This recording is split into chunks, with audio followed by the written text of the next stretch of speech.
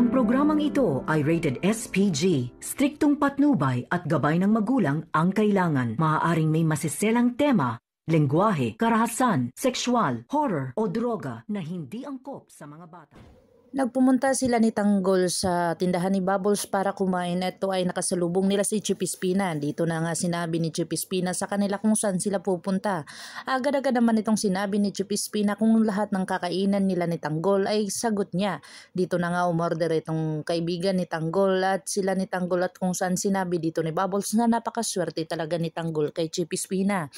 Dito na ay pinagtataka ni Warden kung talagang pinagbibigyan at ang lakas-lakas ni Tanggol kay Chipispina na kung saan kinumprontan niya ito. Sinabi naman ni Chipispina na talagang ginagawa ko yan dahil may panibagong misyon na naman si Tanggol na gagawin na kung saan talagang marunong akong papaikutin si Tanggol sa aking mga palad at talagang susunod siya sa ayaw at sa gusto niya. Dito na nga si Tanggol ay kumain na sila at masayang nag-uusap na kung saan sinabihan ni Enteng itong si Tanggol na ligawan itong si Bubbles. Talagang pwedeng mahalin ni Tanggol itong si Bubbles kung saan talagang napakalupit itong lumaban. Dito na nga pinagtataka nila ni Enteng kung saan kasama pala ni Tanggol itong si Bubbles para sa kanilang misyon. Agad-agad naman silang umalis doon sa pinagkainan nila at kung saan sinalubong sila ng grupo ni Bong. Dito na sila ay inasarat kung saan talagang pinatulan ni Tanggol at sinabihan na lang at pinakalma nito ni Ben si Tanggol para ito ay makaiwas na lang sa kanilang mga ginagawa.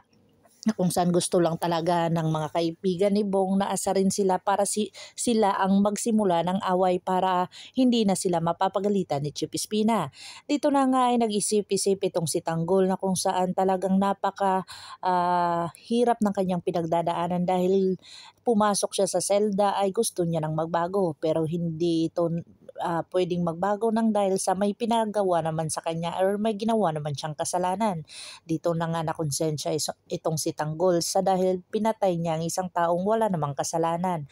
Dito na nga ay nag-usap ang kanyang mga kaibigan na kung saan sinabi dito na talagang nakonsensya itong si Tanggol sa kanilang misyon.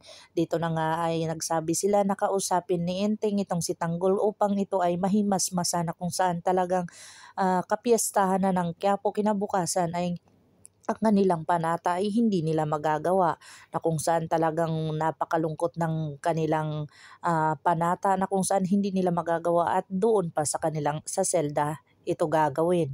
Dito na nga agad-agad na pinatawag ni Chipispina itong si Tanggol upang ito ay ipalita sa kanyang may panibagong misyon. Dito na nga si Mr. Salazar ay nakasalubong nga ang grupo ni Roy na kung saan talagang napatay itong kanyang anak. Dito na nga galit na galit si Mr. Salazar dahil sa ginawa ni Roy na kung saan niloko sila at napatay pa ang kanyang anak. Tinawagan niya si Chipispina para ito ay tugisin ang mga Red Phoenix upang ito ay kithilin ng buhay at magbabayad siya kahit kalaking halaga. Dito na ipinakita ni Chipispina itong envelope na kung saan nakilala ito ni Tanggol. Sinabi ni Tanggol na sila ang dahilan kung bakit kami nakulong. Dito na sinabi ni Chipispina na hindi lang kayo ni Bubbles ang lalakad kundi kasama ang mga grupo nyo. Dito na sinabi ni Tanggol sa kanyang mga grupo na tatakas sila at nalaman ito ni Mayor. Sinabi naman agad ito ni Mayor sa kay Dr. Chipispina na kung saan alam na ni Chipispina kung ano ang gagawin niya kay Tanggol. Dito na nga ipinakuha niya si Owing sa ospital at dito na ipinakita kay Tanggol kung hindi nila magagawa yung kanilang misyon ay talagang kikitilin nila ang buhay ni Owing. Abangan natin ang mga susunod pa na episode na ito. Ang Batang Quiapo, kung bago lang po kayo sa aking channel, please like, share, and subscribe para ma-update po kayo sa mga susunod pa. Yun lamang po at maraming salamat.